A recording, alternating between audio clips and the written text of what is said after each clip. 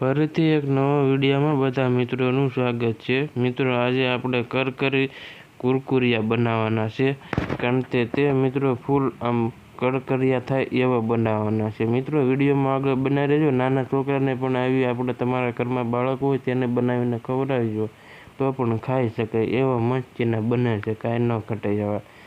તો મિત્રો આને આપણે તેલમાં તળવાના છે અને એ મેંદાના લોટમાં બનશે। તમે વિડીયોમાં આગળ બનાવી રહેજો, બહુ મજા આવશે જોવાની અને બનાવવાની સાવ સરળ અને સાદી રીત છે।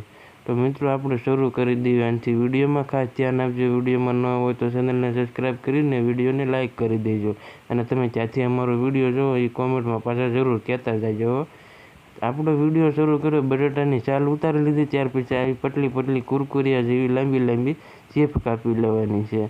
એને એ કપાય છે ત્યાર પછી મિત્રો આપણે તેનો મસાલો તૈયાર કરી લેવાનો છે। તમે જોઈ શકો છો, સૌથી પહેલાં એક નાની તપેલીને લઈને તેની અંદર મીઠું નાખી દેવાનું। સૌથી પહેલાં પાણી નાખીને અંદર મીઠું નાખવાનું।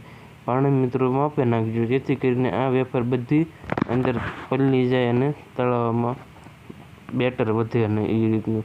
મિત્રો મીઠું અને મરચું નખાઈ જાય ત્યાર પછી આપણે ધાણા જીરું પાવડર અને લાલ મરચું પાવડર જીરું તમે જે પ્રમાણે તીખું ખાતા હોય એ પ્રમાણે નાખી શકો। ત્યાર પછી આપણે ગરમ મસાલા પાવડર અને થોડીક એવી વઘાણી નાખી દેવાની। ત્યાર પછી આપણે ચાટ મસાલો હોય તો એ પણ નાખી શકો છો।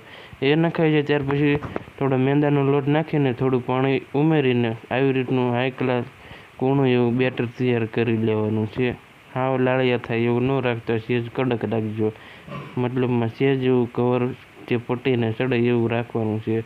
મિત્રો ચણાના લોટમાંથી નથી પણ કાંઈક અલગ જ પ્રકારનો ટેસ્ટ આવવાનો છે, મેંદાનો લોટ નાખ્યો છે ને એટલા માટે।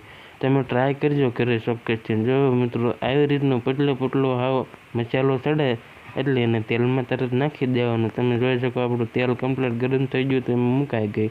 તો મિત્રો કમ્પ્લીટ છે આપણી કુરકુરે વેફર, તમે જોઈ શકો છો। મેંદાના લોટમાં બનાવી હતી મિત્રો, ટેસ્ટ મેં કર્યો તો જોરદાર આવ્યો। તો તમને કેવો લાગે એ કોમેન્ટમાં જરૂરથી કહેજો અને વિડીયોને લાઇક કરજો અને શેર કરજો।